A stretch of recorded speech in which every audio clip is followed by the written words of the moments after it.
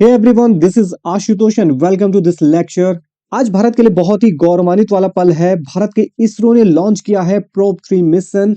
हालांकि मिशन है European space agency का, लेकिन भारत के लिए क्या है इसकी इंपॉर्टेंस जानेंगे आज के इस लेक्चर में, तो बने रहिए मेरे साथ। देखिए, कल दिनांक 5 दिसंबर 2024 को शाम के 4:04 पर इसरो ने लॉन्च किया प्रोब 3 मिशन। ठीक है, 2 सैटेलाइट्स अंतरिक्ष में लॉन्च किए और उसका नाम था प्रोब 3 मिशन।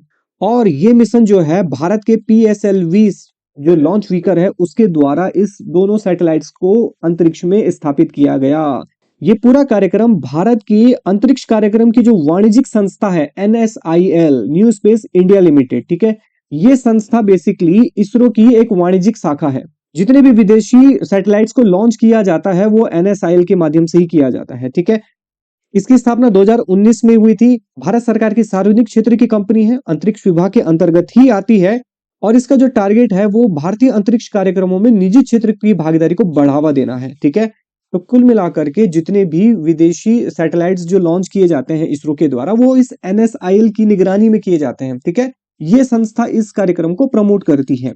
तो इसी संस्था NSIL की निगरानी में 5 दिसंबर को 2 सैटेलाइट्स लॉन्च किए गए। ठीक है, जिसका नाम रखा गया, जिस मिशन का नाम रखा गया प्रोब 3। ये जो मिशन है वो यूरोपियन स्पेस एजेंसी का मिशन है एक्चुअल में। ठीक है, तो जैसे भारत के जितने भी अंतरिक्ष कार्यक्रम होते हैं वो इसरो की निगरानी में होते हैं। ठीक है, मतलब इंडियन स्पेस रिसर्च ऑर्गेनाइजेशन।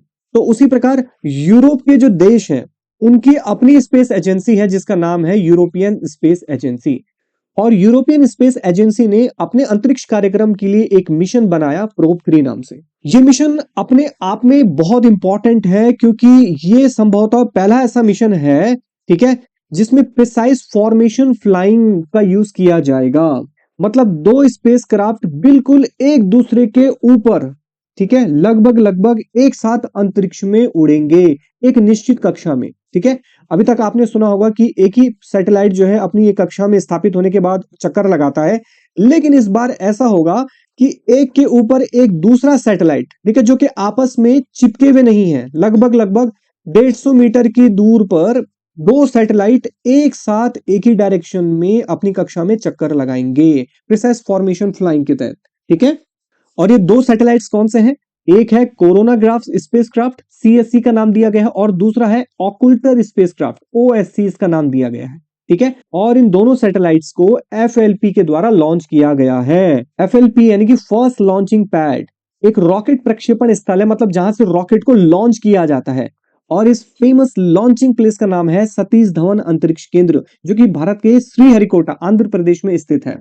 और इसका नाम आपने आमतौर पर सुना होगा क्योंकि भारत के अधिकतर प्रोग्राम इस जगह से ही लॉन्च किए जाते हैं। ठीक है, FLP जो है इसरो का प्रक्षेपण स्थल है। ठीक है, और यहां से PSLV और GSLV दोनों कक्षाओं के लिए यान प्रक्षेपित किए जाते हैं। तो इस फर्स्ट लॉन्चिंग पैड यानी कि FLP के द्वारा इन दोनों सैटेलाइट्स को लॉन्च किया गया। और लॉन्च कहां किया गया? इसको लगभग पृथ्वी से 36,000 किलोमीटर की ऊंचाई पर स्थापित किया गया। इनकी जो कक्षा है पृथ्वी से वो लगभग कितना है? 36,943 किलोमीटर। एपोजी यानी कि इनकी जो मैक्सिमम जो डिस्टेंस होगी पृथ्वी से वो होगी 60,000 किलोमीटर। और पेरिजी यानी कि जो न्यूनतम दूरी है पृथ्वी से वो होगी लगभग 600 किलोमीटर। ठीक है, और इसका जो लॉन्च पैड है वो है FLP, फर्स्ट लॉन्चिंग पैड। और इस मिशन का उद्देश्य क्या है? प्रोब 3 का उद्देश्य क्या है? सूर्य की बाहरी सतह कोरोना का अध्ययन करना। देखिए, सूर्य की जो सतह है उसे 4 भागों में बांटा गया है। सबसे भीतर का जो पोर्शन है वो कहलाता है कोर। ठीक है, इस कोर का जो तापमान है वो 5500 डिग्री सेल्सियस के आसपास होता है। ठीक है, इस कोर के बाहर का जो सतह है उसे प्रकाश मंडल कहते हैं, फोटोस्फीयर। मतलब हमें जो सूर्य का जो गोल रिंग दिखाई देता है वो ये प्रकाश मंडल है, फोटोस्फीयर है। ठीक है, दृश्य सतह इसे कहा जाता है। प्रकाश मंडल के बाहर का जो सतह है उसे वर्णमंडल कहते हैं, क्रोमोस्फीयर। और सबसे बाहरी की जो सतह है उसे कोरोना कहा जाता है, जो कि पूर्ण सूर्य ग्रहण के समय हमें दिखाई देता है।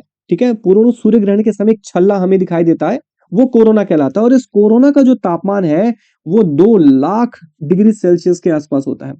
तो केंद्र का तापमान 5000 डिग्री सेल्सियस और कोरोना का तापमान 2 लाख डिग्री सेल्सियस। आप देख सकते हैं कितना बड़ा अंतर है इसमें। सूर्य के द्रव्यमान का 70% भाग में हाइड्रोजन है, 27.4% भाग में हीलियम है और 2% भाग में अन्य भारी तत्व है। तो यानी कि मेजोरिटी किस चीज की है यहाँ पर? हाइड्रोजन की है, ठीक है, और हीलियम तत्वों की है, और इसी से सूर्य से ऊर्जा निकलती है, ठीक है।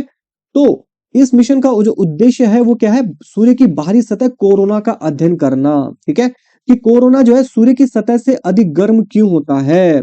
अभी हमने जाना कि कोरोना का तापमान 2,70,000 डिग्री सेल्सियस है और केंद्र का तापमान 5,000 डिग्री सेल्सियस ही है। तो कोरोना सूर्य से अधिक गर्म क्यों होता है, ये मिशन हमें बताएगा, ठीक है। बेसिकली इस मिशन में दो सैटेलाइट एक दूसरे के ऊपर हैं, लगभग चिपके हुए नहीं है, 150 मीटर के गैप पर ये रहेंगे, ठीक है। ऊपर वाला जो सैटेलाइट है वो ऑक्यूल्टर स्पेस है, ठीक है। इसमें एक ऐसी डिस्क लगी रहेगी, ठीक है, जो सूर्य से आने वाले प्रकाश को एक फिल्टर का काम करेगा, ठीक है। और इसके नीचे जो कोरोनाग्राफ स्पेसक्राफ्ट है, ठीक है, उसपे जो टेलीस्कोप लगा होगा वो आसानी से सूर्य की सतह को देख सकेगा, ठीक है। तो ऑक्यूल्टर बेसिकली एक फिल्टर का काम करेगा, सूर्य की किरणों को रोक करके फिल्टर का काम करेगा, ठीक है। और कोरोनाग्राफ के टेलीस्कोप से हम सूर्य की सतह को देख सकेंगे। तो इन दोनों सैटेलाइट्स को जो नाम दिया गया है, मिशन को प्रोप 3 नाम दिया गया है, ठीक है।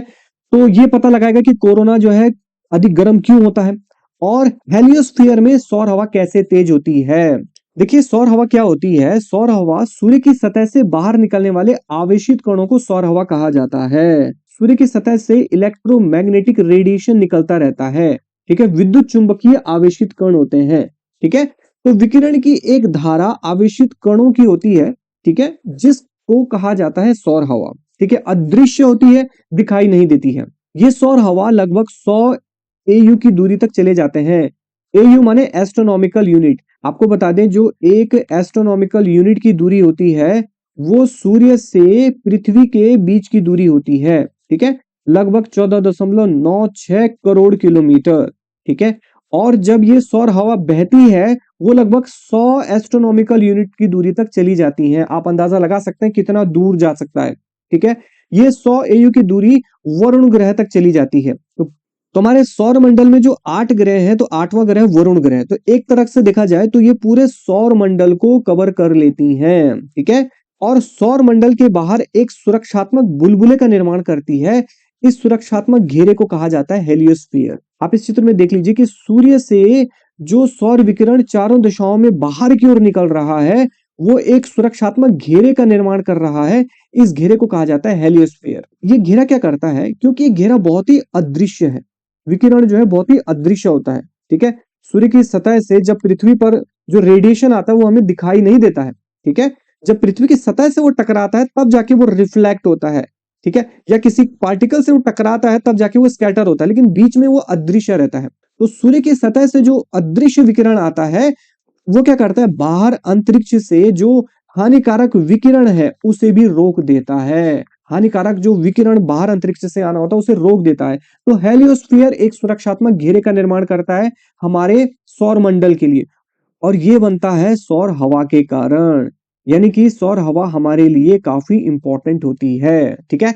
इस हेलियोस्फीयर की बाहरी सीमा को कहा जाता है हेलियोपॉज, ठीक है, वो यानी कि सौर हवा का अंतिम छोर जहां तक सौर हवा जा सकती है, ठीक है। तो इस बुलबुले का जो सबसे बाहरी हिस्सा है, इस घेरे का जो सबसे बाहरी हिस्सा है वो हेलियोपॉज कहलाता है। तो इस मिशन का उद्देश्य क्या है?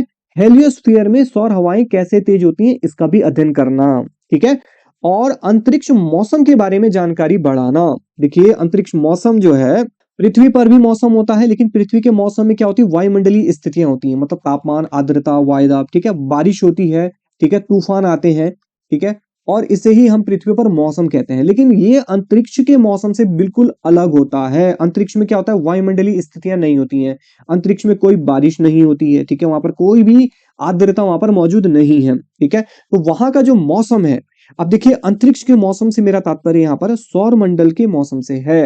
अंतरिक्ष तो बहुत ही विशाल है, हमारा सौर मंडल बहुत ही छोटा है पूरे अंतरिक्ष की तुलना में। तो अंतरिक्ष से तात्पर्य हमारा सौर मंडल का मौसम है, ठीक है। सौर मंडल का जो मौसम है वो मुख्य रूप से सूर्य से प्रभावित होता है। तो ये जो प्रोप 3 का जो टारगेट है अंतरिक्ष मौसम पर स्टडी करने का, वो बेसिकली सौर मंडल के मौसम का है, ठीक है। अब यहाँ का मौसम सूर्य से प्रभावित होता है। तो सूर्य से क्या निकलती है? सूर्य से निकलती है इलेक्ट्रोमैग्नेटिक रेडिएशन, विद्युत चुंबकीय विकिरण, जिसे हम सौर ताप भी कहते हैं, सोलर रेडिएशन, या आप इसे धूप समझ सकते हैं। जो धूप निकलती है वो विद्युत चुंबकीय विकिरण है, ठीक है। लेकिन इसके अलावा इसमें निकलती है सौर हवाएं। सौर हवाएं अभी भी बताया कि कुछ विशेष आवेशित कण भी निकलते हैं, एक धारा के रूप में आगे बढ़ते हैं, जिसे सौर हवा कहती हैं, हेलियोस्फीयर का निर्माण करती हैं। सौर फ्लेयर्स भी होती हैं, सौर ज्वालाएं भी होती हैं, ठीक है। कोरोनल मास इजेक्शंस, बहुत ही विस्फोट के साथ जब सौर हवाएं निकलती हैं, कोरोनल मास इजेक्शन होता है, ठीक है, जिसमें शॉक वेव्स भी क्रिएट हो जाती हैं। और सौर प्रमुखता घटनाएं, सोलर प्रोमिनेंसेस, देखिए सूर्य की जो सतह होती है उसमें कुछ स्थान बहुत ही ठंडे होते हैं इन कंपैरिजन टू अदर स्थानों की तुलना में।